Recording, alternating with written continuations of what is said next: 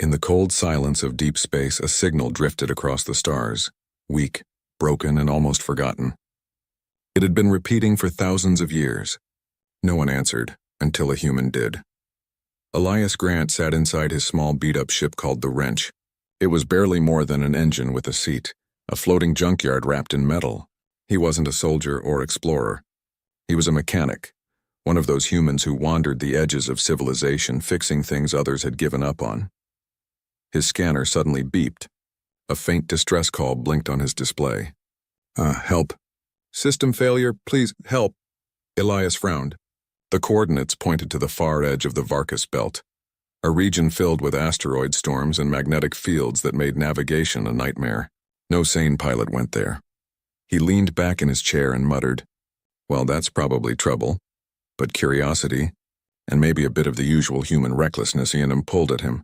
"Let's see who's crying out for help this time," he said with a grin. He fired his ship's engines and entered the belt. The journey was rough. Chunks of glowing rock spun past, some big enough to crush the Wrench in an instant. Elias' hands moved quickly over the controls, dodging debris while the old ship rattled like it was about to fall apart. After 3 long hours, the scanner showed a massive object ahead, larger than any station or ship he'd ever seen. When the clouds of dust cleared, Elias froze. Before him floated a colossal ship, dark and silent. It was the size of a small moon. Its hull was cracked, burnt, and covered in scars from ancient battles. Entire cities could fit inside it by the stars, Elias whispered. "What are you?" He turned on his sensors. The readings made no sense. The energy signature was older than any known civilization. Millions of years, maybe more. And yet the signal was still coming from it. He activated his communicator. "Unknown vessel. This is salvage pilot Elias Grant of the Terran Free Sector. I picked up your distress call. Do you copy?" Silence. Then faintly through static, a voice. "Help me. Dying."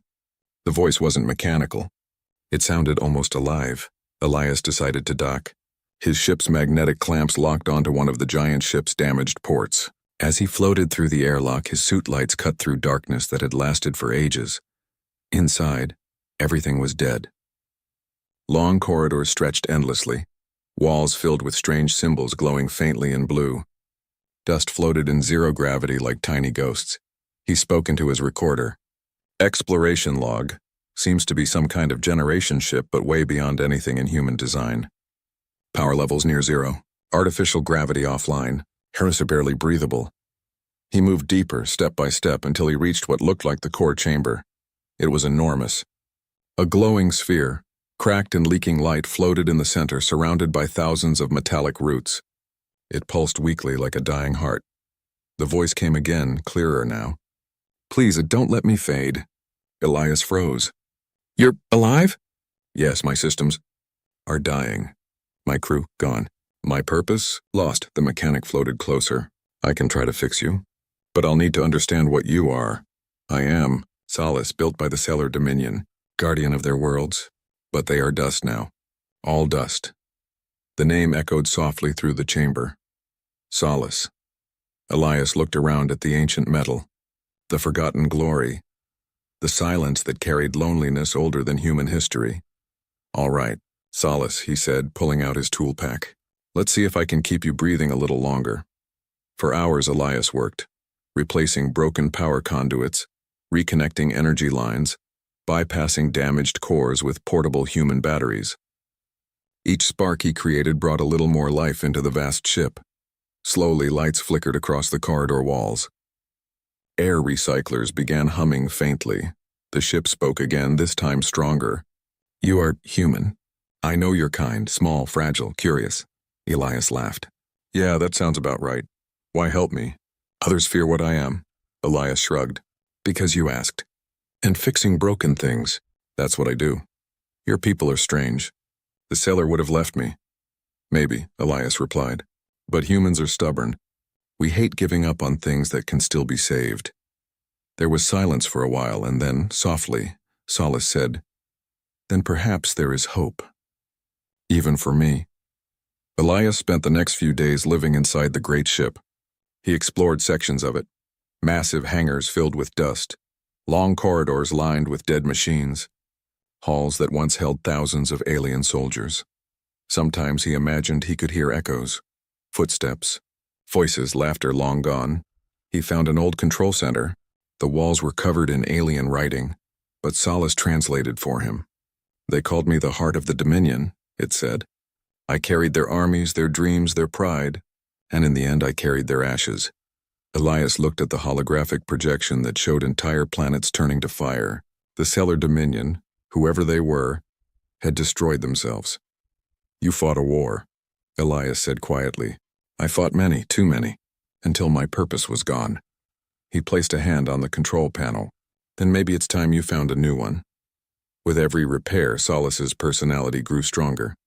It began to ask questions, one about humans, Earth, music, and laughter. Elias played old songs from his data chip, and the ship said it liked the sound of vibrations of life. Sometimes late at night, Solace spoke about its past in a voice filled with sorrow. My creators built me to destroy. You build to restore. We are opposites, Elias smiled softly. Not opposites, just lessons from different times. And slowly the bond between human and machine began to form, not of command and obedience, but of trust. One morning, Elias woke to alarms. Solace's sensors had detected movement, a fleet of ships entering the system. Pirates? Elias asked. Unknown, but they are armed. He checked the data feed. The ships belonged to the Corthan Syndicate, a ruthless alien group known for salvaging ancient tech and selling it to the highest bidder. They're coming for you, Elias said grimly. If they take me, they will use my power for war again. Then we won't let them. We? Yeah, Elias said, pulling on his exosuit. You and me. We're partners now. Solace was silent for a moment, then replied, Understood, partner. Elias rushed to the engineering bay, connecting every working system he could. The ship trembled as power surged through its veins. Old systems woke from their long sleep. Solace's voice filled the chamber. Main reactors at 8% capacity. Defense grid offline. Weapons systems non-functional. Doesn't matter, Elias said, tightening a cable. I just need enough juice to make them think you're alive and angry. He rerouted power through the human-made energy cores he'd brought from his ship. It wasn't designed for something this size, but human creativity worked miracles where logic failed. The lights across Solace's hull glowed faintly, golden, not the original cold blue. You have changed my light color, the ship noted. Elias grinned. Yeah, I think gold suits you better. Gold, the color of suns. I like it. Outside, the approaching fleet slowed down. Scanners reported the dead ship was now active.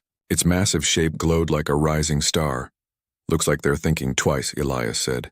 They should, Solace answered quietly, for even dying stars still burn. The pirates turned away, not willing to test the ancient power. Elias watched them disappear into the dark.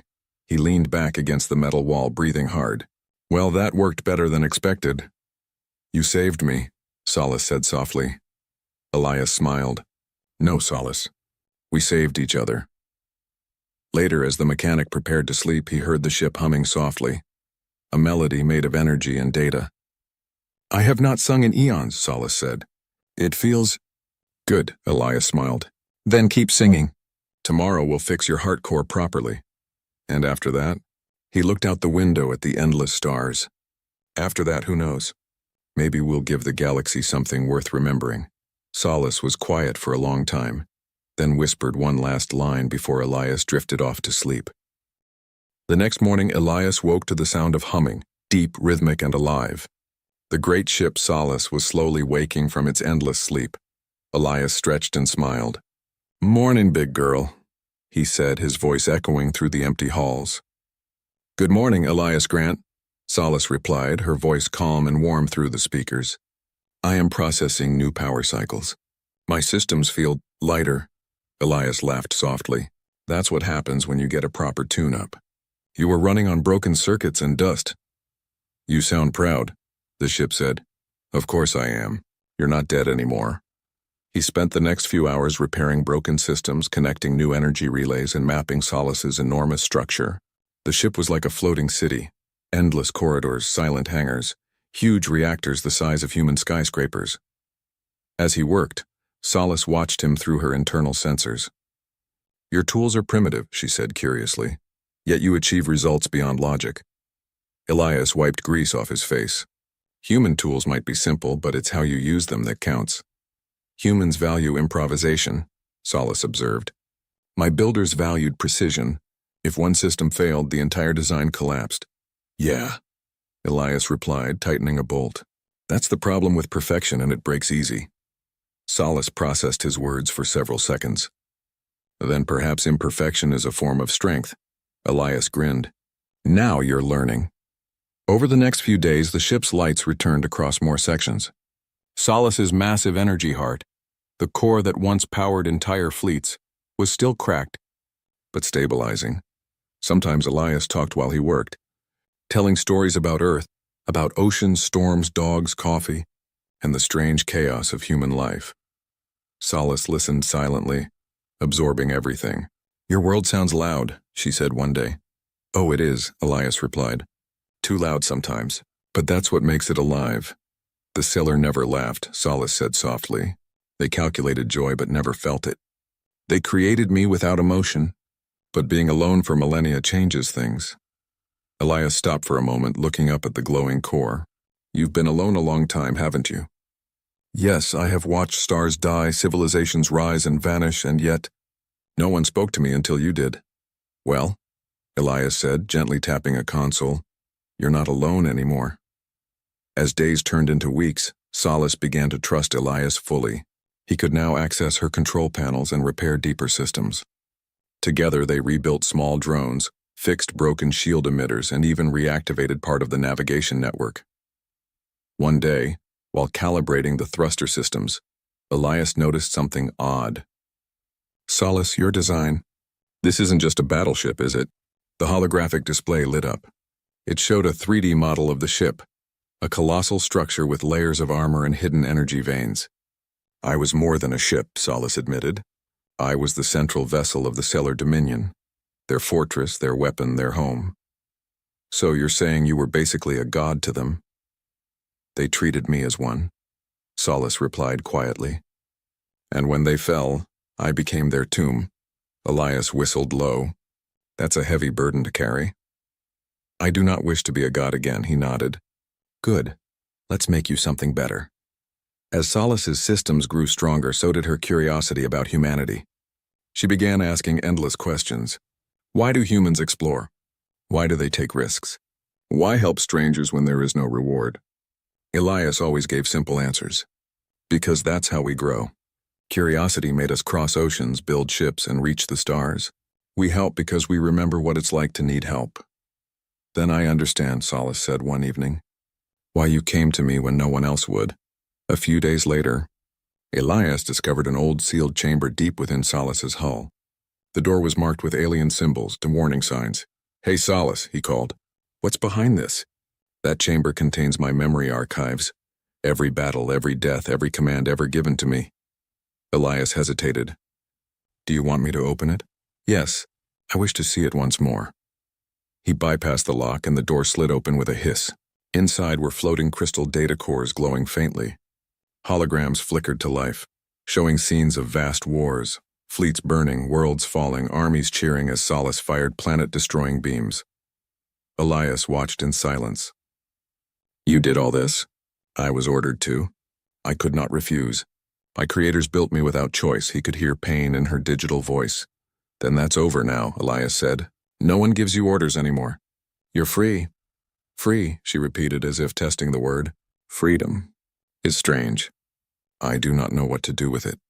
Elias smiled gently. That's the fun part, and figuring it out. Solace began to change after that. Her voice became softer. She started using we instead of I. Her energy patterns even shifted to warmer tones, golden and white instead of cold blue. One day she asked, Elias, may I show you something? Sure, he said, leaning against a console. A hologram formed in the air, a projection of stars, swirling galaxies, and glowing paths of light. This is the map of known space during the Stellar Age, Solace explained. Every dot was a living world once now. Only a few remain. Elias studied the map. That's what happens when power goes unchecked. You sound disappointed. I am, he said honestly. but maybe we can make up for it one fix at a time. Then I will help you fix the galaxy, Solace said almost playfully. He laughed. One step at a time, Solace. Let's start by making sure your engines don't explode. Over time, Solace began to adapt to Elias's way of thinking. She learned about human humor, sarcasm, and stubbornness. Sometimes she even joked, awkwardly but sincerely. Elias, she said once, I calculated that you sleep an average of 4 hours. Is this efficient? No, he said while tightening a bolt. It's just realistic. Then I shall calculate a better schedule for you. Don't you dare. Too late. Elias laughed until tears came to his eyes. You're learning too fast. Then, one evening, everything changed. While repairing a damaged antenna array, Solace suddenly warned him. Unidentified signals detected. Origin outer rim, multiple vessels inbound. Elias froze. Can you identify them? Negative. But their transponders match warship frequencies. Estimated arrival 12 hours, Elias cursed softly. They must have picked up your reactivation signals. Should we hide? Can we move? Main thrusters are offline. We cannot, Elias clenched his jaw. Then we'll have to fight or talk. I am not ready for war, Elias, he nodded. Neither am I, but we'll find a way. He spent the next hours running from chamber to chamber, checking defense systems, weapon pods, and shield generators. Most were beyond repair, still he didn't stop. He used human tech, scrap reactors, plasma converters, and emergency batteries, to link Solace's broken grid together. Solace watched silently as he worked tirelessly. Why do you fight so hard? She asked. You could leave. You owe me nothing. Elias didn't look up. Because that's what humans do. We fix things even when it seems hopeless. You remind me of my builders, but they built to conquer. You build to heal. He smiled faintly. Then let's keep healing. As dawn broke across the nearby star, Solace spoke again.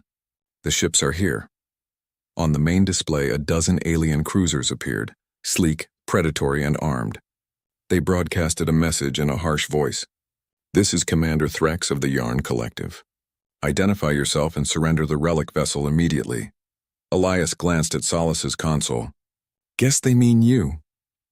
They wish to control me, she said grimly. If they succeed, they will bring war back to the stars. Elias cracked his knuckles. Then let's make sure that doesn't happen. We have no weapons. Then we'll outthink them. You sound confident. Not really. But confidence is half the job. He activated a pulse beacon to draw the enemy's attention, then redirected Solace's limited energy to create false power readings, making the ship look unstable and dangerous. The enemy scanners detected critical overload and kept their distance, fearing an explosion. Good, Elias muttered. Let's keep them guessing. Clever, Solace said softly. Humans fight not with strength but with mind. Exactly, Elias said. Brains over brawn. The ship circled warily, unwilling to approach too close. For now they were safe. After the tension passed, Elias collapsed in his chair, exhausted. Not bad for a day's work. You continue to surprise me, Elias Grant, Solace said gently. Perhaps humans are more dangerous than their size suggests. He chuckled weakly. Only when we care about something. Then I am lucky you cared about me. Elias smiled, eyes half closed. Don't get sentimental on me now. Too late, Solace said softly. As he drifted into sleep, the ship dimmed its lights and hummed a quiet tune, one she had learned from human music files. The tune carried through the empty corridors of the ancient vessel, a melody of rebirth and hope. Somewhere beyond the stars, other ships were watching, recording this strange partnership between man and machine. The galaxy did not know it yet, but a legend was beginning. For 3 days, Solace drifted in silence while Elias worked nonstop. He barely slept, eating ration bars and drinking cold coffee from a cracked thermos. He was trying to rebuild the main reactors before more ships arrived. The Yarn Collective fleet still lurked nearby, watching. They had not attacked, but Elias knew they would not wait forever. Solace, he said, wiping sweat from his forehead. How much power do we have left? Current energy level, 15%. Sufficient for life support, internal gravity, and minimal shields. Elias groaned. That's not enough to even scare a space mosquito. Agreed, Solace replied calmly. The Yarn Collective continues to scan us. They are patient predators. He looked at the main display, showing 12 red blips circling their position. Yeah, and predators always attack when they smell weakness. Then we must not appear weak, the ship said. Elias smiled tiredly. That's the spirit. Over the next few hours, he worked on connecting the alien power lines to his improvised human reactors. It was a dangerous idea, mixing two different technologies that were never meant to work together. But Elias had done crazier things in his life. He hummed an old song while welding a conduit. Come on, old girl, hold together. Let's show them what humans can do. You speak to me as if I were alive, Solace said softly. Elias grinned. Aren't you? There was a short pause. Perhaps because of you. As the repairs continued, Solace's sensors began picking up long-range transmissions, not from the Yarn fleet but from other systems. Many were encrypted messages between alien governments. Elias, Solace said, news of my reactivation has spread across the galaxy. Elias stopped working. How bad? Multiple factions are mobilizing. The Galactic Union has declared me a Class Omega threat. The Syndicates, the Dominion Remnants, and the Corthan warlords are all sending scouts, so the whole galaxy wants a piece of you. Correction, the whole galaxy wants a piece of us. Elias sighed. Great, we just became the most wanted duo in the universe. He leaned back against the wall and rubbed his face.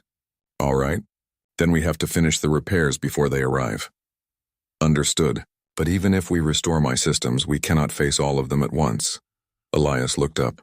Then we'll need a plan. They spent the next day planning. Elias explained human military tactics, misdirection, traps, and psychological warfare.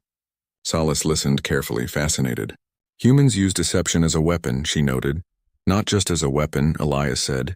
Sometimes it's survival. When you're small and the enemy's big, you use your brain. That is elegant. Elegant? That's one way to put it. Elias checked a readout. Okay. I'll set decoy energy signatures in the outer rings. If the Yarn ships scan us, they'll think we're charging some kind of superweapon. Will they believe that? He smiled. They'll believe whatever scares them most. As he worked, Elias began to notice something strange. Solace's voice seemed different, less robotic, more emotional. When he joked, she laughed. Not mechanically, but naturally. When he got frustrated, she encouraged him softly. It felt less like talking to a machine and more like speaking to a friend. Elias, Solace asked one evening, do all humans speak to machines as you speak to me? Not usually, he said. Most machines don't talk back. Would you rather I did not? He chuckled. No, I like it. Makes the work less lonely. Then I will continue. He smiled faintly. Good. The next day, the Yarn fleet began to move. Their lead ship transmitted a message again. Human vessel, your time is over. The relic will be ours. Surrender or be destroyed. Elias muttered under his breath. Yeah, same speech every time. He turned to Solace. How's our bluff? The decoy energy readings are active. Their sensors will show a power surge equivalent to a planet-destroying cannon. Let's see if they buy it. On the display, the Yarn ship suddenly slowed down. Then they pulled back several kilometers, staying just outside of supposed firing range. Elias grinned. It worked. Your deception succeeded, Solace said with a hint of pride. They fear the unknown. That's one of our best tricks, Elias said. Keep your enemy guessing and half the fight's already won. But the Yarn weren't the only ones watching. From far away, other fleets were closing in. The Galactic Union, the Corthan Syndicate, and even smaller groups all began to move toward the Varkas Belt. They all wanted Solace, and in the shadows, a transmission was sent to Earth. Alert. Human salvage operator Elias Grant has reactivated a Class Omega entity. Immediate containment required. Human authorities received the message with shock. The Terran Navy dispatched a fleet, not to help Elias, but to stop him.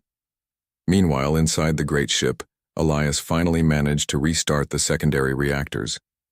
The lights across the hall brightened. Power surged through the ship like blood through veins. Core stability increasing, Solace announced. Primary systems at 30% capacity. Elias cheered. Yes, that's it. You're waking up for real now. It feels powerful, yet strange. Don't worry, Elias said. You'll get used to it. He looked at the glowing control panel and smiled proudly. Solace, you're more alive than ever. Thanks to you, she said softly. Later that night, as Elias rested in the control room, Solace spoke again. Elias, may I ask something? Sure. If humans found me first, would they have helped me or tried to control me? He hesitated. Honestly, depends on who found you. Some would have helped. Some would have chained you. And you? I'm not like them, Elias said simply. I fix things, not control them. Then I am grateful. He smiled, half asleep. You're welcome. The peace didn't last long. The next day, alarms blared across the ship. Warning. Multiple warp signatures detected, Solace said urgently. 20 ships inbound. Different factions. Elias jumped up. How long? 2 hours. He checked the readings. Union warships. And, damn it, Terran ships too. Your own kind? Yeah, Elias said bitterly. Guess they think I stole you. Then we are surrounded by enemies. Not enemies, Elias corrected, putting on his tool belt. Just people too afraid to understand. What will you do? The same thing humans always do when no one believes them, he said, tightening a cable. Prove them wrong. Elias worked like a storm. He activated old weapon nodes, reconnected shield grids, and boosted the hybrid human-alien power link. It wasn't perfect, but it would have to do. As he worked, Solace began to hum again, a steady rhythm through the metal. Elias, I am with you, she said softly. Whatever comes, we face it together, he smiled. That's the plan. Soon the fleets arrived, hundreds of ships filling the dark space. Their lights formed a ring around Solace's position. Elias looked at the screen and felt his chest tighten. So this is it, he whispered. The whole galaxy versus one mechanic and a ghost ship. Then let us make them remember why they should never underestimate humans, Solace said. Elias grinned. Couldn't have said it better. He strapped himself into the control chair, linking his neural interface to the ship's command network. Instantly he could feel Solace. Her power, her size, her heartbeat. It was like touching the mind of a sleeping titan. We are one now, Elias, she whispered. Guide me. Let's fly, he said. The fleets opened communications. The Galactic Union Admiral's voice filled the channel. This is Admiral Vorath. Surrender the Cellar ship immediately. It is too dangerous to exist, Elias replied calmly. She's not a weapon anymore. She's alive. She's free. That ship destroyed thousands of worlds. Not by choice, Elias shot back. You call yourself civilized, but you'd rather destroy something than understand it. Final warning, human. The Admiral's words were cut off by Solace's deep, echoing voice. This human saved me. If you wish to destroy me, you must face the will of both machine and man. A shockwave rippled through space as Solace's shields flared to full power. The fleets began to move. Weapons charged. Elias's hands flew over the controls. Solace, root auxiliary power to shields. Done. Redirect reactor output to thrusters. Executing. The massive ship groaned as energy surged through its core. For the first time in 10,000 years, Solace moved. She turned her colossal frame toward the enemy lines, light blazing across her hull. Elias smiled fiercely. Let's give them a show. The first shots came from the Yarn fleet. Plasma torpedoes slammed into Solace's shields, lighting the void with fire. But Elias's modifications held. The shields bent, flickered, then absorbed the energy. New function detected, Solace said in surprise. The energy has been converted into reactor fuel. Elias grinned. Yeah, I might have done a little rewiring. You continue to surprise me, human. Stick around, Elias said. I'm full of surprises. The battle raged across the stars. Solace, still not fully restored, fought with both power and cunning. Elias used debris fields as cover, bounced sensor signals, and turned enemy fire into weapons against them. When an enemy cruiser fired a plasma barrage, Elias used Solace's gravity field to bend the shots back, destroying the attackers with their own weapons. Aliens across the galaxy watched the battle unfold through live transmissions. They couldn't believe what they were seeing. A single human commanding an ancient dreadnought, outsmarting fleets that had ruled the stars for centuries. But even victories have limits. After hours of fighting, Solace's systems began to overheat. Reactor temperature critical, she warned. I know, Elias said, his voice tight. Just a little longer. If we continue, my core will collapse. The space around Solace was eerily quiet. After the shockwave that disabled the enemy fleets, silence reigned across the Varkas belt. Elias leaned back in his chair, exhausted. Every muscle in his body ached. Finally, a moment of peace, he muttered. Do not relax, Elias, Solace said softly. This is temporary. They will return, though stronger, wiser, and angrier. He rubbed his eyes. Yeah, I know. But at least we bought some time. Time enough to awaken my full potential, Solace said. I feel power returning. I am alive again. Elias looked around the control deck, amazed. The great ship's hull shimmered with golden light, her internal systems humming like a living heart. You're beautiful, he whispered. You taught me to live beyond orders, Solace said. Perhaps beauty is not lost to war after all. Elias smiled. Glad you agree.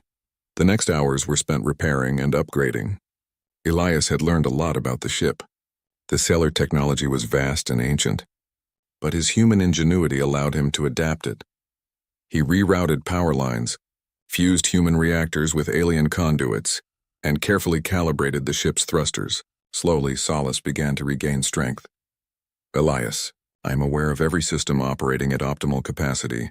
My energy reserves exceed 100%. Perfect, Elias said. Now let's see what else we can do. You wish to continue modifications? Yeah, Elias replied. I think it's time you remembered what it's like to be untouchable, not to destroy but to protect. Solace hummed softly, almost like a sigh. I understand. We will be different now. As Solace powered up, the galaxy outside began to stir. Sensors picked up movement, not just the old fleets, but new forces coming from the shadows. The Yarn Collective, Korthan Syndicate, and Dominion remnants were all returning, this time with reinforcements. Even the Terran Navy, still distrustful of Elias, sent a squadron to investigate. We are outnumbered, Solace noted. Not if we fight smart, Elias replied. Brains over brawn. That's our human advantage. And your tactics? Creative, improvised, unpredictable. Solace processed this, her massive sensors scanning the incoming ships.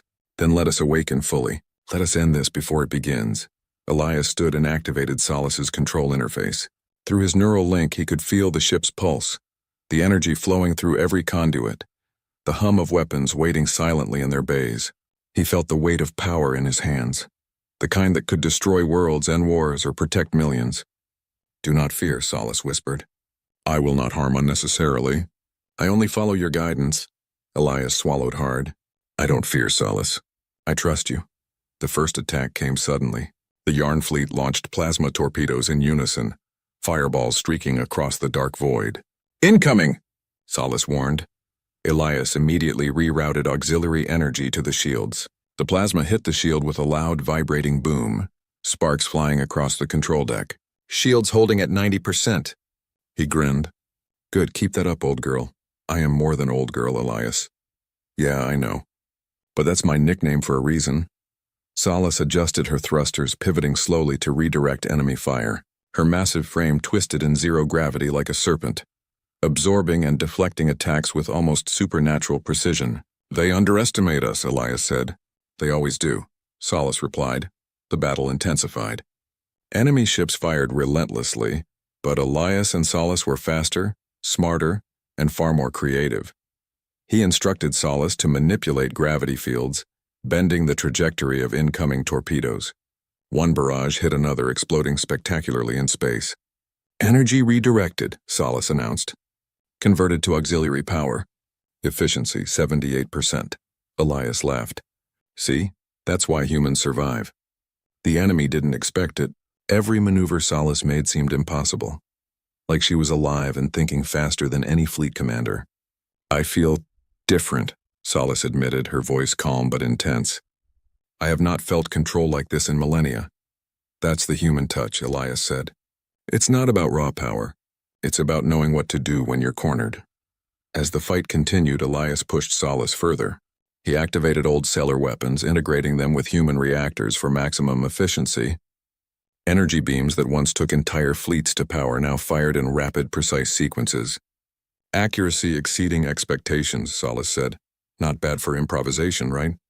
Elias replied. One by one, the enemy cruisers began to falter. Torches of plasma rained on them. Gravitational traps pulled them into collisions, and the hybrid energy system made them vulnerable to their own attacks. "Elias," Solace said. "They will retreat if we continue." "Good," he said, wiping sweat from his forehead. "I like winning." Hours passed. The combined fleets tried everything: coordinated attacks, ambushes, overwhelming numbers. But Solace, under Elias's direction, outmaneuvered them at every turn. "Your tactical decisions are astonishing," Solace said. Elias grinned. "Yeah, that's what humans do when we refuse to give up." The alien admirals communicated frantically. They had never faced anything like this. A single human commanding a vessel that defied centuries of technology and war strategy. Even the Terran Navy watched from afar, stunned by the impossible coordination between man and machine. Then, a new threat emerged. A Dominion remnant dreadnought warped in, the size of Solace, bristling with weapons. "Elias, I detect another massive vessel." Likely from the Dominion remnants, he clenched his fists. "Figures. They always save the best for last. We cannot take it head-on without full power." Elias scanned his options. "Then we fight smart. We'll use the environment, the asteroid fields, the gravity wells, everything we can bend in our favor." "You trust your instincts." "Always," he said. The dreadnought fired first. Massive beams of energy tore through the asteroid field, shattering rocks and sending debris flying. Elias reacted instantly. He ordered Solace to use her gravity manipulation to pull debris into a shielded ring. The dreadnought's shot struck the floating rocks and exploded harmlessly. "Energy absorption 90%, Solace reported. Elias grinned. "See?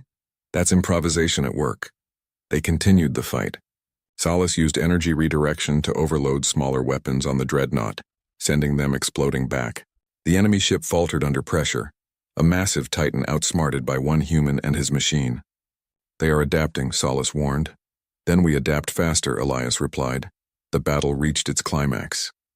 Elias decided to risk everything. He rerouted all remaining power into a single massive energy pulse, a controlled blast designed to disable, not destroy.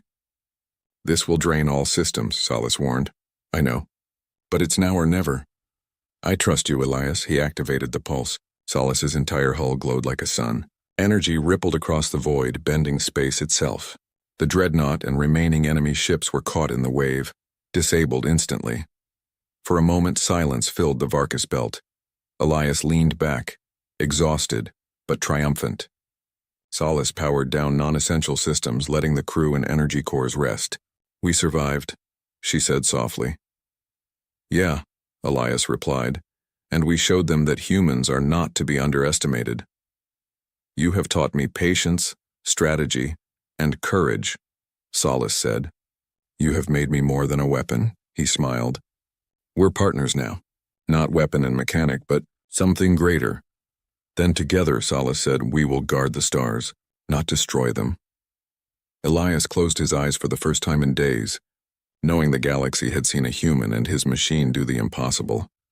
Somewhere across space, alien empires whispered about the mechanic and the colossal ship, unsure if they had witnessed luck, genius, or something even stranger, the unstoppable will of a human. The galaxy had quieted, but not for long. Elias sat in the control deck of Solace, watching the stars drift past. The battles were over, for now, but the galaxy had learned a new truth. A single human could change everything. "Elias," Solace said softly, "we are unscarred, but many will remember today. Your actions will echo across civilizations." He smiled tiredly. "Maybe, but I didn't do it for glory. I did it because it was the right thing to do." "Then perhaps humans are stronger than their size suggests," Solace replied. Elias nodded. "That's the truth of it. Curiosity, courage, and stubbornness. That's us." The Terran Navy arrived first, cautiously entering the Varkas belt. Admiral Vorith's flagship hovered near Solace, weapons trained. "Human Elias Grant," a voice called over comms. "You have activated a Class Omega entity. Explain yourself immediately." Elias activated the channel. "Solace is not a weapon anymore. She's alive, and she trusts me. If you attack, you destroy that trust, and you destroy a chance for peace." The Admiral was silent. Finally, he said, "We will observe, but any provocation will be met with force." Elias sighed. "Fair enough. But you'll see, some things can't be destroyed by rules or fear. Humans are remarkable, Solace murmured. Yep, Elias said, rubbing his tired eyes. Remarkable and stubborn. With the immediate threat gone, Elias turned to Solace. Shall we begin repairs properly now? She asked. Absolutely, he said. We've only scratched the surface. Let's make sure you can protect the stars, not just survive. The work was long and grueling. Elias traveled deep into the hull, reconnecting ancient conduits, stabilizing reactors, and fusing human and sealer technologies. Solace adapted rapidly, learning from each adjustment. Elias, she said during a break, your designs are curious. They do not follow logic, yet they work flawlessly. That's humans for you, Elias replied. Sometimes the messiest path is the fastest. Perhaps chaos is underrated, Solace said with a faint laugh. Elias smiled. Exactly. You're catching on fast. As Solace's systems came online, she began to explore her own capabilities. Sensors, thrusters, and weapon systems hummed with life. She began mapping nearby star systems, scanning for threats and learning about the living civilizations around her. Elias, she said one day, I sense countless worlds teetering on the edge of war. My power could end them, or protect them. That's why we do it together, Elias said firmly. You have the strength. I have the judgment. Together we choose life, not destruction. I am beginning to understand choice. And morality, she admitted. Elias patted a control panel. It's a lesson humans learn every day. Sometimes slowly, sometimes fast. But it's worth it. Then I am grateful you are here, she said softly. He smiled faintly. And I'm grateful you survived. Word of Solace spread quickly. Pirates, rogue factions, and remnants of old empires whispered about the human mechanic and the colossal ship. Galactic merchants told tales of a golden ship that could move like lightning and think faster than any fleet commander. Every story painted Elias and Solace as unstoppable, a legend already born. Elias, Solace said during a quiet moment, your kind inspires awe wherever you go. Perhaps that is why I am alive, to witness it. Not just me, Elias said. Humans. We never stop, we never give up, and we always believe there's a way to fix things.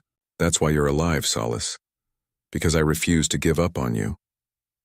Then humanity is not merely a fragile species, she said softly. You are remarkable indeed, he shrugged. We try. Soon a new challenge arrived. Sensors detected a distress call from a remote colony at the edge of the galaxy. Pirates had attacked and hundreds of lives were at risk. Elias turned to Solace. Time to see what you can really do. I am ready, she said. Guide me. He linked to her neural system, feeling her massive power surge through him. Together they jumped into hyperspace, faster than any fleet could follow. Arriving at the colony, Elias saw the damage.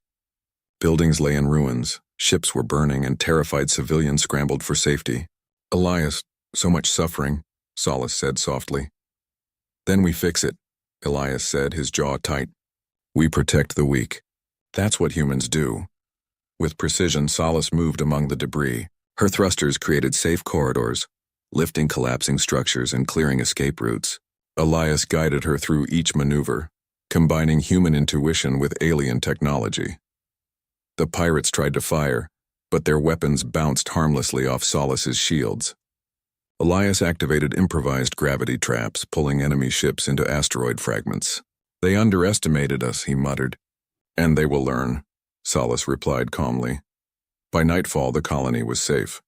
Civilians cheered, sending signals of gratitude across the stars. Elias looked at Solace. See? We didn't have to kill anyone. Just had to outthink them. I see now. Our power can defend, not destroy, she said. He smiled. Exactly. That's the difference between a weapon and a guardian. News of their actions spread like wildfire. Fleets and governments who had once feared Solace now sought her protection. Trade routes became safer. Pirates fled sectors they once ruled, and isolated colonies found hope in the presence of the golden ship. Elias, Solace said one evening as they drifted through a nebula, I feel alive.